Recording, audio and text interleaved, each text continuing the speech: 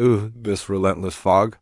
My small settlement is trapped between the snowy plains to the north and the great civilizations to the south.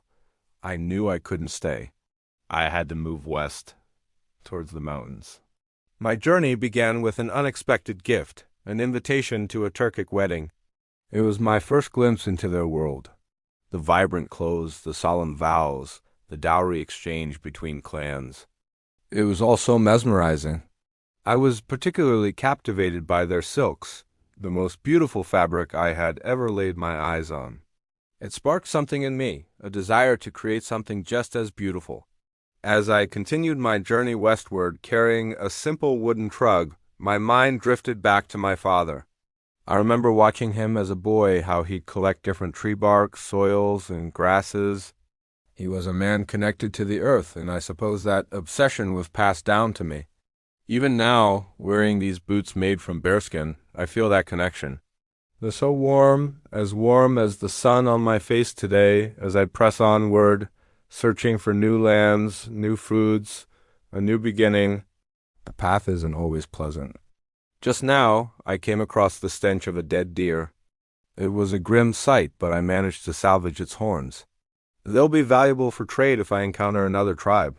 Finally, after what feels like an eternity, I found it. A small hill overlooking a wide, open area dotted with wild berries. This place, it feels right. It feels safe. Here, maybe the memories of tribal wars and the faces of the fallen will finally begin to fade. It's a sweet thought, as sweet as the berries I've been gathering. Of course, starting over is never easy. My days are a whirlwind of activity. Digging for useful rocks, chopping wood for a permanent home, setting traps for whatever game roams these woods.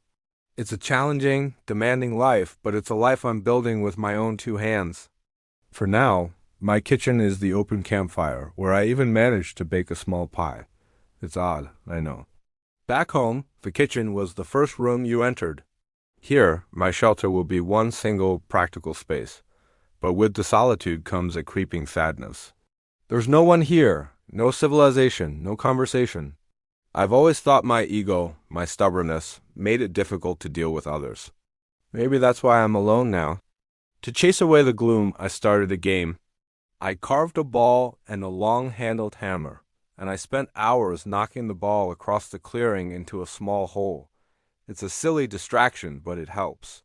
One evening, as I stared at the stars, I saw a formation that looked like a cat. And then, a flash. A disk of light fell from the sky, far in the distance, too far for me to reach. The real mystery, however, came knocking at my door. One night, a strange noise from the woods jolted me from my bedroll. I grabbed my staff and crept outside. I heard footsteps, a rustling in the leaves, and then a heavy thump. Silence. A terrifying, absolute silence that kept me awake until dawn. As the first rays of sun broke through the trees, I went to investigate. I found a trail of blood and followed it. Not far from my camp, I found him. A man, a white man, lying motionless on the ground. His arm was mangled with what looked like bear claws, his coat shredded. He was freezing, barely alive. I dragged him back to my fire, and as I did, his hand shot out and grabbed my wrist. I nearly jumped out of my skin. He spoke in a language I didn't understand, asking Totai and GD ya. I couldn't answer, but I covered him with a blanket and gave him warm water. As I went to find another water source, I returned to a horrifying sight. Pink, bubbly foam was coming from his mouth, turning red. He had survived the bear, but something else was terribly wrong. Before I could process it, another sound came from the bushes, a sound like 1,000 hissing snakes. The dying man reacted, trying to warn me. I cautiously approached and found another person, paralyzed and struggling. I helped them back to the fire. It's clear now this land isn't the safe haven I thought it was. It's dangerous territory. I have two strangers to care for, and a decision to make. We have to wait for them to heal, but then we have to get out of here. We have to find civilization. What do you think will happen next? Let me know your theories in the comments. Part 2 is coming soon, so make sure you're subscribed so you don't miss it. Thanks for watching.